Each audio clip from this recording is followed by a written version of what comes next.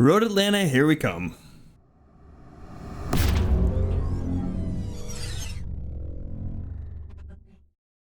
Alright, so this season I want to try something a little bit different. So I'm going to concentrate on the Porsche Cup to try and learn it a little bit better. I'm not quite as good with this car as I am with the Audi touring car. So bear with me as we kind of learn it. Hopefully this will still be helpful to some folks out there. For the first week here, I wasn't able to be 100% sure with kind of how the weather settings are going to be. So I just kind of went with the date and saw what we could do. With that, I was able to get a 121 685, and again, hopefully that is useful to somebody out there. If you're way better at this car than I am open. Even if you're slightly better, I'm open to suggestions down in the comments below. And yeah, without further ado, we got a 121 685. We'll show you the lap and then how we did it. Here we go.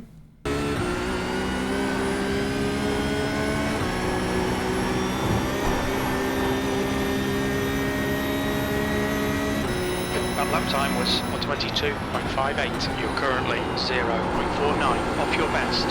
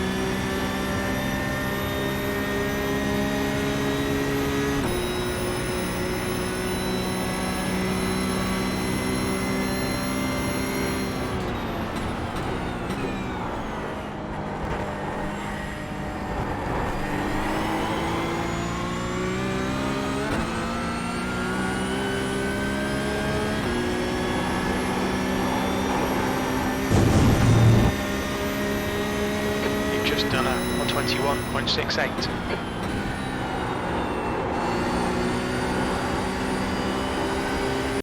All right, Road Atlanta in the Porsche Cup car. We're doing the fixed series with the fixed setup, everything as it is. No, haven't touched the brake bias or anything like that. 121 685. How did we do it? All right, let's take off here. Just coming out of the last corner. Flat out here. Just have to kind of hit that apex there. This is right before the lap starts, and there we go. And we're just gonna go flat out. First braking point we're gonna try and kind of do is sort of between the 100 marker and this where this grass ends here. It's kind of what we're trying to do here. Yeah, and we're just trying to slow us down so we don't go off on this first corner here, and get the front wheels planted down so we can get some grip going through this corner. And then back onto the throttle as we can. Again, just trying to keep things under control here. Then we hit the flat out as we can kind of straighten out the car. And then just keep on going flat out. Next braking point is going to kind of be at the top of the hill here. This is scary to me. So lifted a little bit as we're starting to crest the hill. Our pressure on the front wheel is kind of going away from us, so steering's a little light during this section. So yeah, just I lift. I don't know if you can brake a little later, maybe. But yeah, we're just hitting kind of half the pressure here. We're gonna clip this curb a little bit as we downshift, and we're gonna slowly kind of get back onto the throttle as we can feel the grip coming back. And the grip kind of goes away, so we're gonna have to kind of feather the throttle through here. I kind of short shift a little bit through this section. I think that's helpful. And just trying to modulate the throttle to keep the as much grip as we can as we're going through the S's here. And then we're gonna just shift up. Our next braking point's gonna be kind of as we start to hit this curb here, probably as it kind of starts. Fourth gear I found to be the best coming out of this this corner here, and we're gonna take a bunch of this curb that we're coming up on. It's coming back on the throttle, which kind of pushes the weight of the car back, so we can kind of mount this curb a little easier. And then we're just going full throttle as we kind of come out through here. Don't want to get into the sand. That's an off track. Same thing with the grass up here. You want to get off of that anyway. But yeah, we're just full throttle through this whole straight section. 200 markers, kind of where we brake next. I kind of eyeball this white line on the road because this is kind of off in the periphery. Before that, even. And then we're just going to kind of try and use the banking as much as we can here, trail braking through.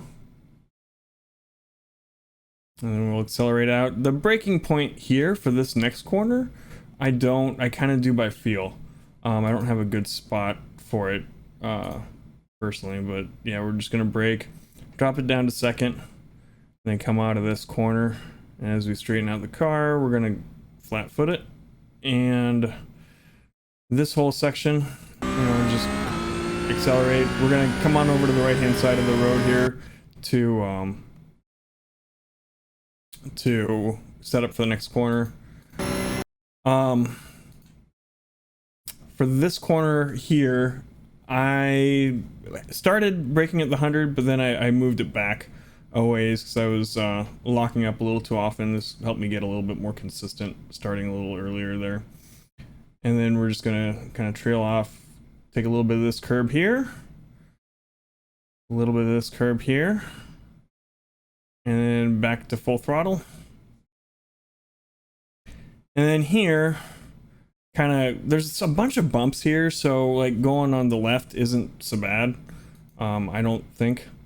But we come on over to the left, start accelerating, and then here you can flat foot it. On the first lap with the cold tires, I find a little lift right at the last little part here to be helpful, but as long as we can kind of get to the inside here, and I lifted there even.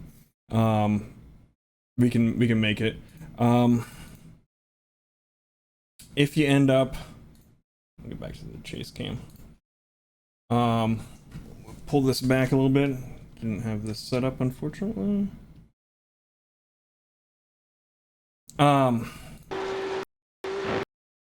If you get much over further than this, if your wheels touch the grass, I'm pretty sure that that's an off track. So you want to make sure you can stay on the curb, and then also if you get too far over, you risk losing control.